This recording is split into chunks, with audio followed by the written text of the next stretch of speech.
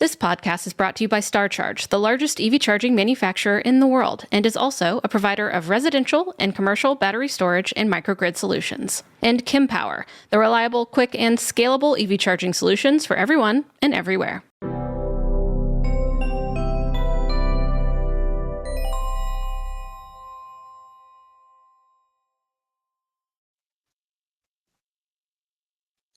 Hello, everyone, and welcome back to the Out of Spec podcast. How are you doing?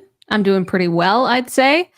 We have some exciting things coming up for the team over here at Out of Spec, so I'm getting kind of amped up about that. And I can't exactly speak to what is next, but you're going to want to stay tuned on the Out of Spec channels that I'm sure you're already subscribed to, of course. But I'll update you as soon as I can with the details. Sorry for the bit of a tease there, but I'm excited and I'd be super sure to race to tell you if I could. Alas.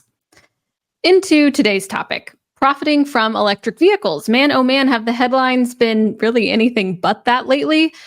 EV losses here, EV losses there. But here we have an example of one large automaker making a profit on electric vehicles. Stellantis.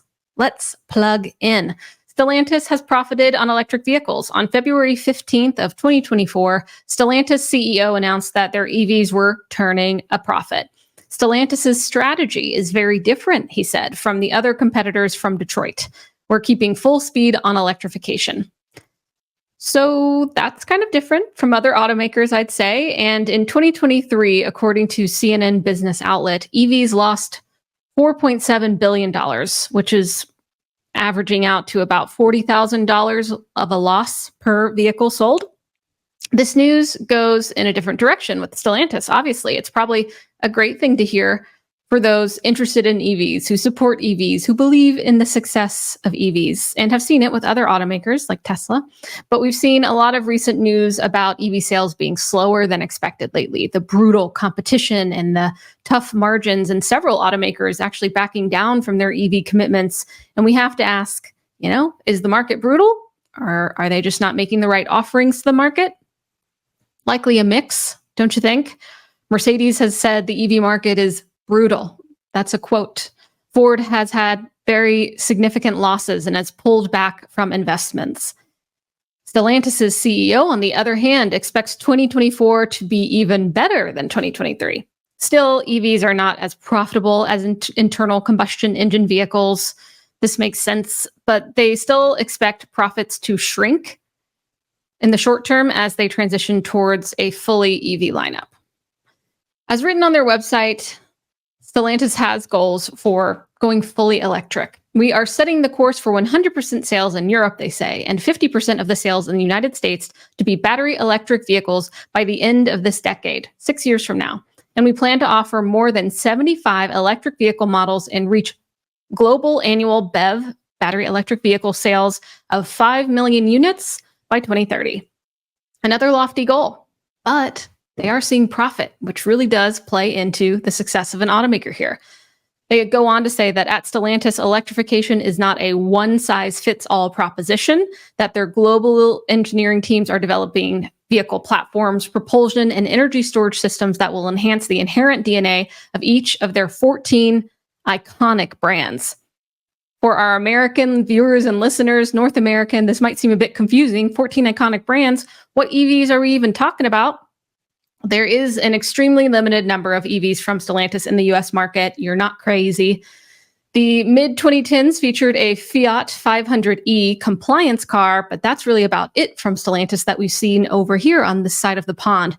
This 2010 Fiat 500e had 84 miles of range and was for sale in 3 states. And a compliance car, of course, means that it was complying to policy that automakers had to meet when it came to the types of vehicles they were selling in certain states at certain times to be able to sell those vehicles. However, very recently, on February 21st, 2024, the first Fiat 500e, the new model for the US market, rolled off the production line. It's a cute city car. It looks fun. It just screams Italian luxury accessory to me. And it's not the most compelling specs, right? As it shouldn't be, in my opinion. It's about $32,000 at a starting price, 149 miles of range, and 85 kilowatt fast charging. So it's still usable, but this is definitely more of a fun car than anything, a city car, a little commuter car to have.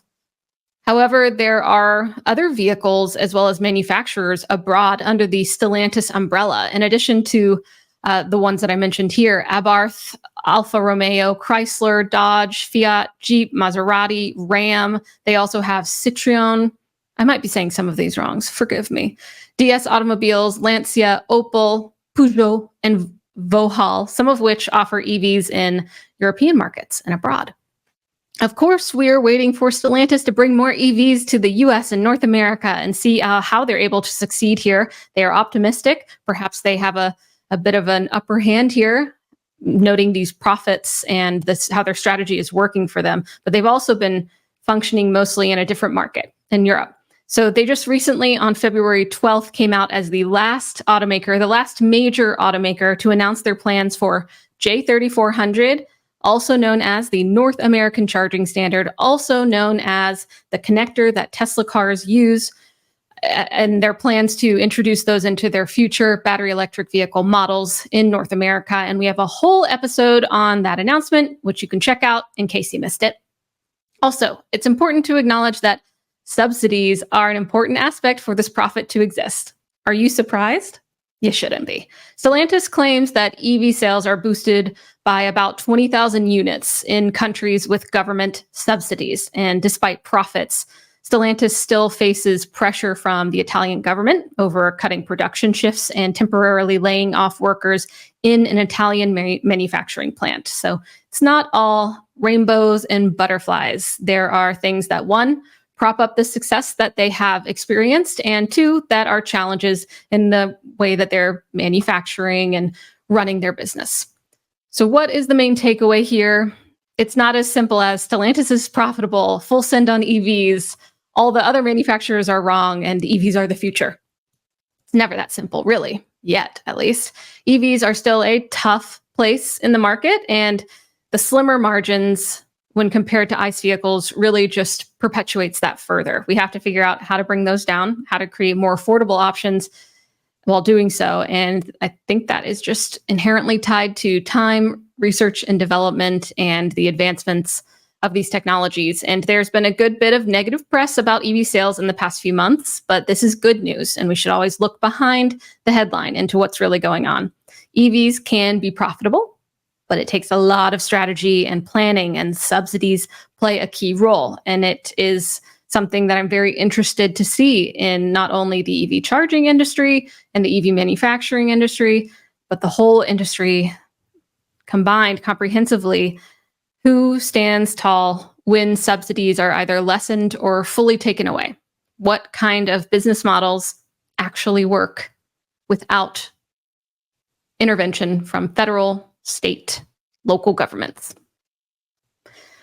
Stellantis's profitability should give a bit of hope and optimism. I do think that other manufacturers will be able to turn a profit. So we'll just see what is able to happen.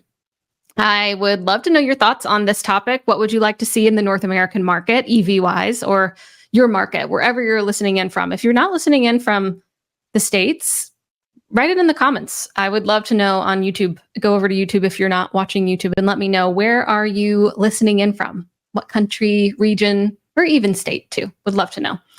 And let me know, which EVs you would like to see that are maybe are not available in your market yet, or maybe don't even have plans to be. And what do you think is Stellantis doing right? How far away are we from more EV profitability amongst manufacturers? It's curious. It's interesting, and I'm happy to cover it. Thank you for plugging in with me today for this episode of the Out of Spec podcast. Really appreciate your support, your engagement with our content. Shows us that we're doing a good job. I hope to see you next time on the next episode. Have a tremendous rest of your day. Bye-bye.